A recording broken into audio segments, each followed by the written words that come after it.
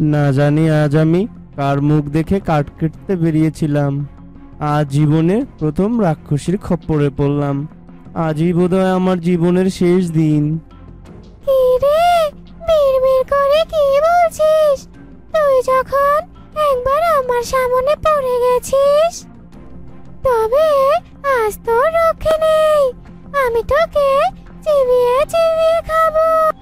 দয়া করে তুমি আমাকে ছেড়ে দাও, আমি এত তাড়াতাড়ি মরতে চাই না। ছেড়ে দাও আমাকে।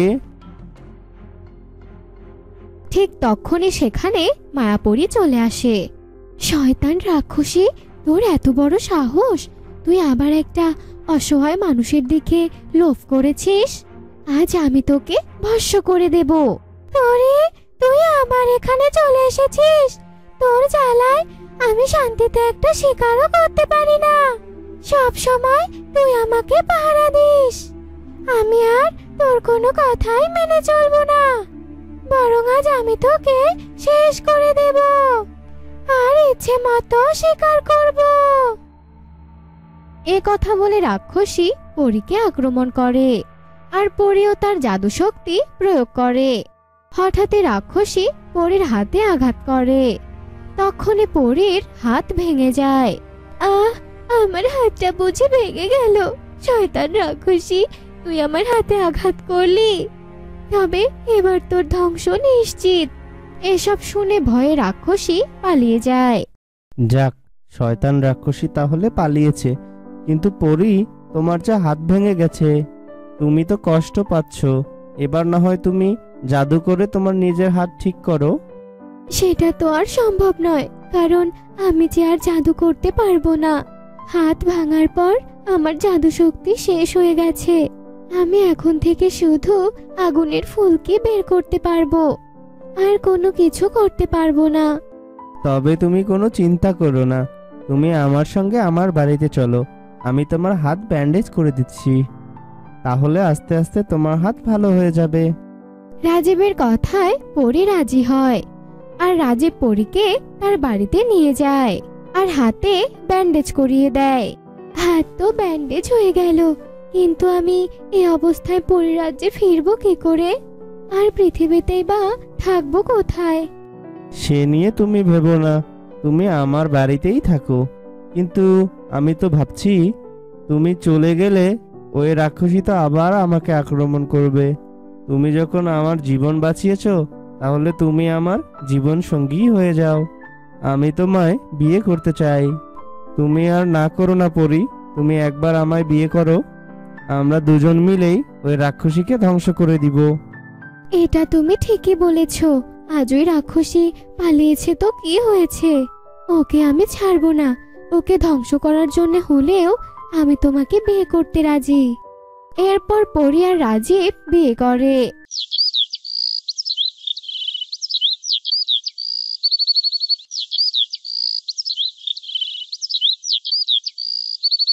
কি ব্যাপার পরী, এভাবে চললে কি হবে?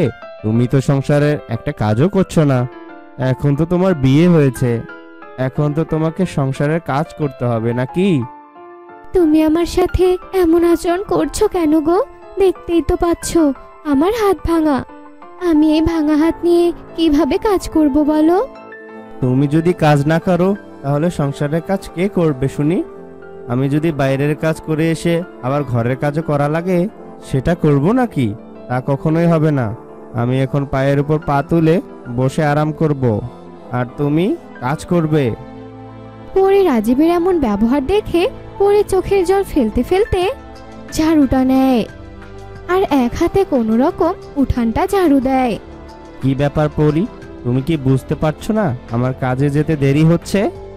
জোরে হাত চালাতে পারো না নাকি? তুমি দিন দিন এমন কর্কশ আচরণ কেন করছো গো আমার সাথে? তুমি কি ভুলে গেছো আমার এক হাত ভাঙা? তুমি একটু ধৈর্য ধরো, আমি এক্ষুনি তোমার জন্য খাবার বেড়ে দিচ্ছি। এটা কি হচ্ছে? আমি এত চেষ্টা করেও পরীর জীবন অতিষ্ঠ করতে পারছি না। ওকে তো মৃত্যুর মুখে ঠেলেই দিতে পারছি না। পরীকে না মারলে তো আমি কিছুতেই ওই ডানা নিতে পারবো না। ওদিকে তো প্রতিনিয়ত আমাকেই খোঁটা শুনতে হচ্ছে। কাউকে দিয়ে কিচ্ছু হবে না। এ তো দেখছি হাত ভাঙা পরীর সাথে জমিয়ে সংসার করছে, আর পরে ওকে স্বামীর মতো ভক্তি শ্রদ্ধা করছে। তবে এবার যা করার আমাকেই করতে হবে। এরপর কেটে যায় বেশ কিছুদিন।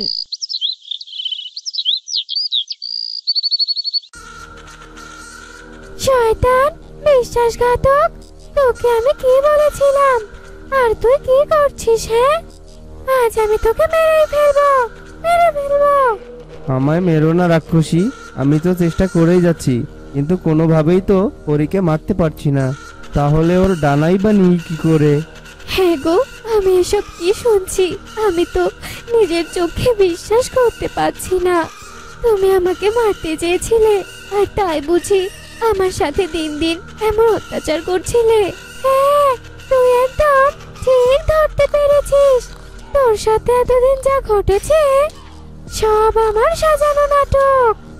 আসলে আমি তোকে কৌশলে হত্যা করে তোর ডানা নিতাম, আর তোর ডানা আমার পিঠে লাগিয়ে তোর রূপ ধারণ করে পরিরাজ্যে ফিরতাম, আর পরিমাতাকে আমার বশে আনতাম, আর আমি হতাম পরিরাজ্যের ভবিষ্যৎ পরি। তখন আর আমাকে বাধা দেওয়ার কেউ থাকতো না রে। কি এসব কি বলছিস তুই রাক্ষসী? তার মানে সেদিন রাজীবকে হত্যা করার পরিকল্পনাটাও তোর ছিল, আর রাজীবের সাথে আমার বিয়েটাও সাজানো নাটক? ছি রাজীব, ছি, তুমি এত খারাপ। আর আমি কি না তোমাকে বিয়ে করেছিলাম? তবে আজ আমি তোমাকে উচিত শিক্ষা দেব। তোকে আর ওকে শাস্তি দিতে হবে না রে পরি। এবার আমি ওকে হত্যা করব, তারপর তোকে হত্যা করে তোর ডানা নেব। কারণ আমি জানতে পেরেছি তোর হাত ভাঙার পর তোর সব জাদু শক্তি নষ্ট হয়ে গেছে। এসব কথা বলে রাক্ষসী রাজীবকে হত্যা করে, আর মৃত্যুর পর রাজীব একটা রাক্ষসে পরিণত হয়। এইসব কি? এ রাজীব নয়, এটা তো একটা রাক্ষস। তবে কি আমি এতদিন একটা রাক্ষসের সাথে ছিলাম, আর আমি সেটা বুঝতেও পারিনি। তোকে আর কিছু বুঝতে হবে না রে পরি, কারণ তুই বোঝার সুযোগ পাবি না। আমি তোকে এক্ষুনি হত্যা করব। রাক্ষসীর কথা শেষ হতে না হতেই পরিমাতা সেখানে চলে আসে। শয়তান রাক্ষসী, তুই আমার মেয়েকে হত্যা করবি? তোর এত বড় সাহস! তার আগে আমি তোকে ভস্ম করব। তুই এখানে কি করে রে মা? আর আমি তোকে খুঁজে মরছি। ভাগ্যিস সময় মতো আমি আজ এখানে এসেছিলাম, নয়তো আজ কি যে হতো। কিন্তু তোর এই অবস্থা হলো কি করে? বলছি পরিমা, সব বলছি। হয়েছে হয়েছে, আর বলতে হবে না। তোকে যখন একবার খুঁজে পেয়েছি তবে আর হারাতে দেব না। চল মা, পরিরাজ্যে ফিরে চল। এরপর পরিমাতা পরীকে নিয়ে চলে যায়।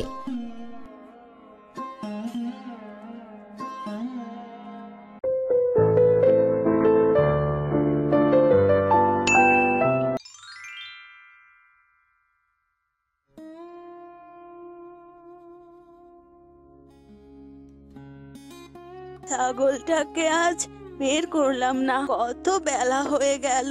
যাই গিয়ে দেখি ওর কি অবস্থা। কি হয়েছে তোর? তুই এভাবে ছটফট কেন করছিস? তোর অনেক খিদে পেয়েছে তাই এমন করছিস, তাই না? না না বুড়িমা, দেখো না, আমার পায়ের কাছে একটা সাপ এসেছে। অনেকক্ষণ থেকে এখানে দাঁড়িয়ে আছে। ওই সাপটাকে দেখে আমার অনেক ভয় লাগছে। তুমি তো আমাকে এখানে দড়ি দিয়ে বেঁধে রেখে গেছো, তাই তো আমি এখান থেকে সরতেও পারছি না। কোথায় সাপ? এটা তো একটা ছোট্ট সাপের বাচ্চা। তুই একে ভয় পাস না। এই বাচ্চা সাপটা মনে হয় আঘাত পেয়েছে, কতটা ক্ষত লেগে আছে ওর গায়ে। এ কথা বলে সাপটিকে বুড়ি নিজের কোলে তুলে নিল। কি করছো বুড়িমা? তুমি এই বাচ্চা সাপটিকে নিজের কোলে কেন তুলে নিচ্ছ? ওই সাপটি যদি তোমাকে কামড়ে দেয় তাহলে তো তুমি এক্ষুনি মারা যাবে। তাড়াতাড়ি ওকে কোল থেকে নামাও বুড়িমা। না রে, কিছুই হবে না, তুই ভয় পাস না। ও আমাদের কিছুই করবে না, কারণ ও জানে আমি ওর ক্ষতি করব না, বরং ওকে সাহায্য করব। তাই চললে বুড়িমা, অনেক তো বেলা হয়ে গেল, আমাকে খাবার দেবে না? এই সাপটিকে দেখে আমি তোর খাবারের কথা ভুলে গিয়েছি। সাপটার গায়ে যেভাবে ক্ষত লেগে আছে, আচ্ছা আমি তোর গলা থেকে দড়িটা খুলে দিচ্ছি, তুই জঙ্গলে গিয়ে ঘাস পাতা খেয়ে আয়, ফিরে আসলে আমি তোকে খাবার দেব। বুড়ি ছাগলটির গলার দড়ি খুলে দিয়ে সাপটিকে নিয়ে সেখান থেকে চলে যায়। বুড়িমা আমাকে কত ভালোবাসতো, এখন এই বিষধর সাপটিকে পেয়ে বুড়িমা আমাকে ভুলেই যাচ্ছে। আমাকে এখন নিজের খাবার নিজেকেই খুঁজে নিতে হবে। কি অবস্থায় না হয়েছে সাপটার। আমি সাপটির ক্ষত স্থানে একটু হলুদের গুঁড়া লাগিয়ে দেই, তাহলে ওর ব্যথাটা অনেকটাই কমে যাবে। তারপর বুড়ি সাপটির অনেক যত্ন করতে লাগলো। ছাগল সারাদিন এদিক ওদিক ঘাস খেয়ে গেলে বাড়ি ফিরে এলো। বুড়িমা, ও বুড়িমা, তুমি তো আজ বিকেলে আমাকে গাছে পাতা পেড়ে দিলে না। ওই উঁচু গাছ থেকে তো আমি পাতাও পাড়তে পারি না। তুমি তো রোজ বিকেলে আমাকে পাতা পেড়ে দাও, তাহলে আজকে কেন দিলে না? এই সাপটার অনেক অসুখ রে, সারা গায়ে অনেক ক্ষত লেগে আছে, কোনো চিল বা বেজি ওর ওপর আক্রমণ করেছিল। ওকে একটু সুস্থ করে আমি তোকে খেতে দিচ্ছি।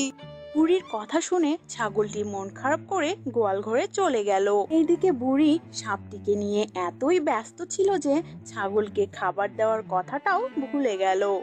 কি রে, তোর এখন কেমন লাগছে? কাল থেকে তো তুই কোনো কথাই বলিসনি আমার সাথে। বুড়িমা, তুমি কি আমার কথা বুঝতে পারবে? কেন পারবো না? সব পশু পাখির কথাই আমি বুঝতে পারি, তোরাই তো আমার সব, তোদের নিয়েই তো আমি পড়ে আছি। সত্যি তুমি অনেক ভালো গো বুড়িমা। বুড়িমা এখনো ওই সাপটিকে নিয়ে পড়ে আছে। সাপটিকে তো দেখছি বুড়িমা সাপটিকে কোলে করে নিয়ে আছে। তুই নিজে নিজেই চলে এসেছিস? কালকে তো আমি তোকে বেঁধে রাখতেই ভুলে গিয়েছিলাম। এখন তো তুমি আমার দিকে একটুও তাকাও না বুড়িমা। তুমি ওই সাপটিকে এখনো যেতে দাওনি। ওই সাপটিকে তুমি নিজের কাছে রেখো না, সাপটি যে কোনো সময় তোমার ক্ষতি করতে পারে। ওকে কোথায় যেতে দেব? দেখছিস না কত ছোট একটা বাচ্চা সাপ। তুই নিজের কথা ভুলে গেলি? তোকেও তো এত ছোট নিয়ে এসেছিলাম জঙ্গল থেকে। আমি তো তোমাকে দুধ দিতে পারি, কিন্তু ওই সাপ কি দেবে তোমাকে? তুমি শুধু শুধু ওই সাপটাকে নিজের কাছে রেখে দিয়েছো। ওর আমাকে কিছু দেওয়া লাগবে না, ও আমার কাছে এমনিতেই থাক। আজ থেকে ও আমার পোষা সাপ। সাপকে আবার কেউ পোষে নাকি? যেদিন ও তোমার কোনো ক্ষতি করবে সেদিন ঠিক তোমার ভুল তুমি বুঝতে পারবে। আজকে আমি আর তোমাকে কিচ্ছু বলবো না। ছাগল সেখান থেকে রেগে মেগে চলে গেল। সাপটি ঘর থেকে বাইরে যেতেই ছাগলের সাথে তার দেখা হলো। এই দুষ্টু সাপ, তুই কেন যাচ্ছিস না বুড়িমার কাছ থেকে? তুই যেদিন থেকে এসেছিস সেদিন থেকে বুড়িমা আমার যত্ন কমিয়ে দিয়েছে। আমি আর তুমি দুজনেই বুড়িমার কাছে একরকম। তুমি বুড়িমাকে ভুল বুঝছো, কিন্তু বৃদ্ধ মানুষ, আর তাই তো আমাদের দুজনের একসঙ্গে খেয়াল রাখতে পারে না। তুই আসার আগে তো এমন হয়নি। বুড়িমার যে কি হয়েছে কে জানে। তুই আবার বাইরে বেরিয়ে এলি কেন? বুড়িমা তো সারাক্ষণ কোলের কাছেই তোকে রেখে দেয়। বুড়িমার কোলের উপর বসে থাকলেই তো তোর খাবার জুটে যায়। এখন তো বুড়িমা আমার দুধ নিজে না খেয়ে তোকে খাইয়ে দেয়। তুমি আমার সঙ্গে এভাবে ঝগড়া কেন করছো? আমি তো তোমার সঙ্গে বন্ধুত্ব করতে এসেছিলাম। তোর মতো বিষাক্ত সাপের সাথে আমি কোনো বন্ধুত্ব করতে চাই না। আর একবার যদি তুই আমার কাছে এসেছিস বন্ধুত্ব করতে, তাহলে কিন্তু খুব খারাপ হয়ে যাবে, এই আমি বলে দিলাম। এতদিন হয়ে গেল, তাও এই বিষাক্ত সাপটা এই বাড়ি থেকে নড়ছেই না। আর নড়বেই বা কেন? বুড়িমা যে যত্ন করে ওকে, এবার আমাকেই কিছু একটা করতে হবে। ছাগল একটা দুষ্টু পরিকল্পনা করে বুড়ির ঘরে গেল। গিয়ে ছাগল সাপটিকে নিজের পায়ে চেপে ধরলো। কি করছো তুমি? আমার অনেক ব্যথা লাগছে, আমাকে তুমি ছেড়ে দাও, ছেড়ে দাও আমাকে, ব্যথা লাগছে আমার। ছেড়ে দেব তোকে? অনেক জ্বালিয়েছিস আমাকে এই কয়টা দিন, আজকে তো আমার পায়ের আঘাতে তোকে আমি মেরেই ফেলবো। বুড়িমা, তুমি কোথায়? আমাকে তুমি বাঁচাও বুড়িমা, বাঁচাও আমাকে। সাপের চিৎকার শুনে বুড়িমা সেখানে চলে এলো। এ কি করছিস তুই? ওকে ছেড়ে দে, ও তো তোর শক্ত খুরের আঘাতে মরে যাবে। ছাগল বুড়িমার কথা শুনে সাপটিকে ছেড়ে দিল। আহারে, তুই সাপটিকে কেন আঘাত করলি? ও যদি তোকে কামড়ে দিত? না না বুড়িমা, আমি কি করে আমার বোনকে কামড়ে দিতে পারি বলো? ও ছোট থেকে হিংসুটে ছিল, কিন্তু আমি ওকে অনেক ভালোবাসতাম, আর আজও আমি ওকে ভালোবাসি। তাই তো আমি ওর সমস্ত আঘাত সহ্য করেছি। আমি তোর বোন হতে যাব কেন? তুই তো একটা সাপ আর আমি একটা ছাগল, এটা তো কোনো দিনও সম্ভব না। বুড়িমার কাছে আসার আগে কি তোর মনে ছিল যে তোর একটা বোনও ছিল? হ্যাঁ, আমার একটা বোন ছিল, কিন্তু সে তো হারিয়ে গিয়েছিল। আসলে আমি তোর সেই হারিয়ে যাওয়া বোন। সেই দিন আমার পায়ের নিচে এক নাগিন পড়ে, তারপর সে আমাকে কামড়ে দিতে চায়। তখনই আমি তার কাছে অনেক মিনতি করি, পরে সে আমাকে রেগে মেগে অভিশাপ দেয়, আর তার অভিশাপের জন্যই আমি এমন নাগিন হয়ে যাই।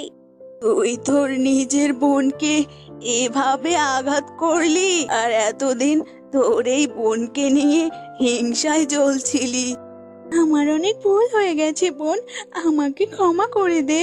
আমি আর কখনো কারোর সাথে এভাবে হিংসে করব না।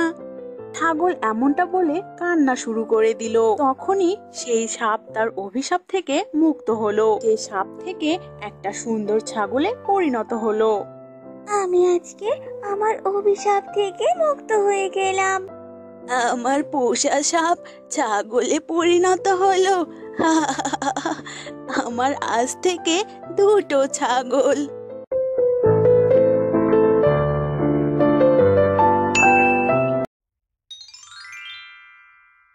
সোমপুর নামক এক গ্রামে থাকতো ভোলা আর তার বউ মেঘা। ভোলা ছিল খুব অলস প্রকৃতির, ও কখনো কোনো কাজ করতো না।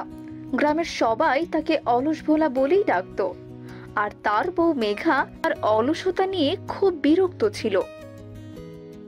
কই গো, ওঠো, সকাল থেকে দুপুর হতে চললো, তারপরেও তোমার ওঠার কোনো নামগন্ধ নেই। কই গো, ওঠো, ওঠো বলছি, না এক্ষুনি গায়ে জল ঢেলে দেবো, এই বলে দিলাম। ওঠো বলছি, এক্ষুনি ওঠো, না হলে কিন্তু খুব খারাপ হয়ে যাবে।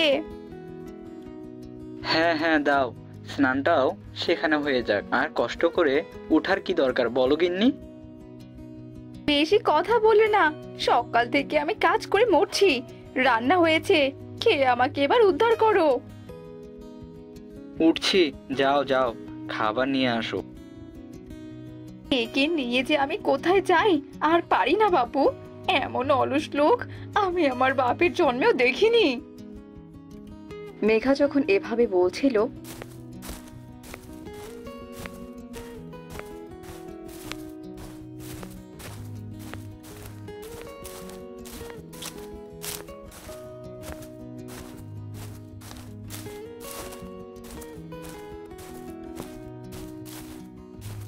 তখন এক সাধু বাবা তাদের দরজায় এসে দাঁড়ায় আর বলতে থাকে, বাড়িতে কেউ আছো?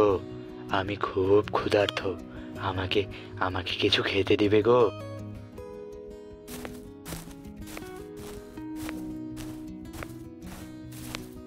সাধুর ডাক শুনে মেঘার ভোলা দুজনেই বাইরে বেরিয়ে আসে। আরে সাধু বাবা, আপনি আমাদের বাড়িতে আসুন, আসুন, ভেতরে আসুন। কি সৌভাগ্য আপনি এসেছেন। গিন্নি, ও গিন্নি, সাধু বাবার খাওয়ার ব্যবস্থা করো তাড়াতাড়ি। হ্যাঁ বাবা, আপনি বসুন, আমি এক্ষুনি দিচ্ছি। এরপর মেঘা তাড়াতাড়ি করে সাধু বাবার খাওয়ার আয়োজন করে। সাধু বাবা পেট ভরে খাবার খায়। মা, তোমাদের অসংখ্য ধন্যবাদ। তোমরা আমার অনেক যত্ন করেছো। আমি তোমাদের একটা বর দিতে চাই। বলো কি চাই? সত্যি বলছেন সাধু বাবা? যা চাইবো তাই দিবেন?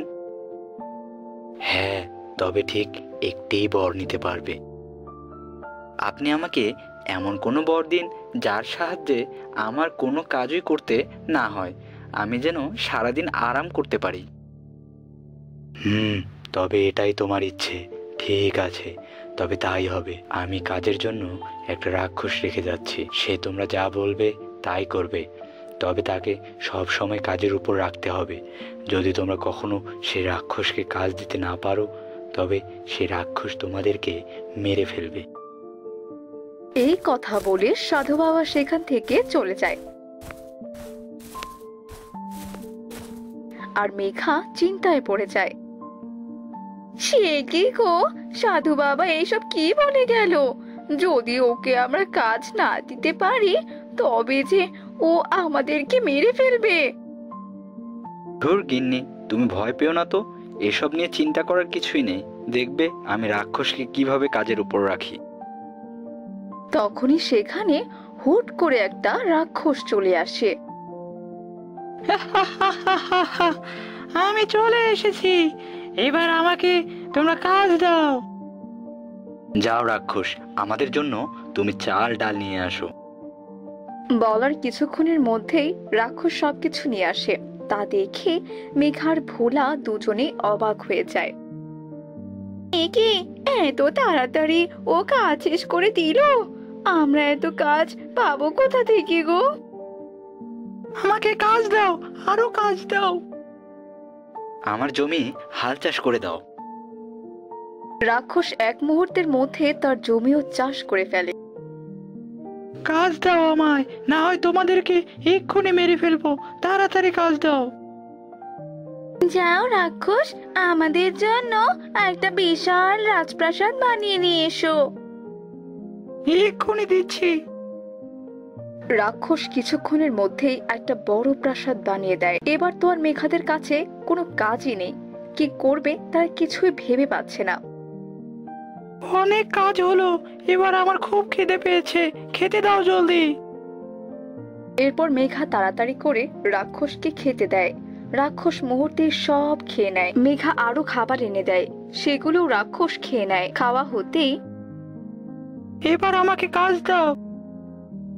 এবার এবার কাজ কই পাই গিন্নি?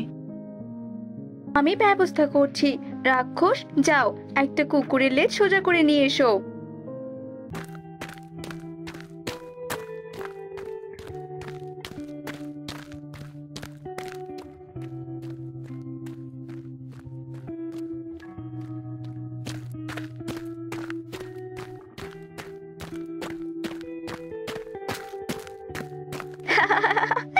এবার কি করে করবে রাক্ষস এটা? কুকুরের লেজে কখনোই সোজা হয় না।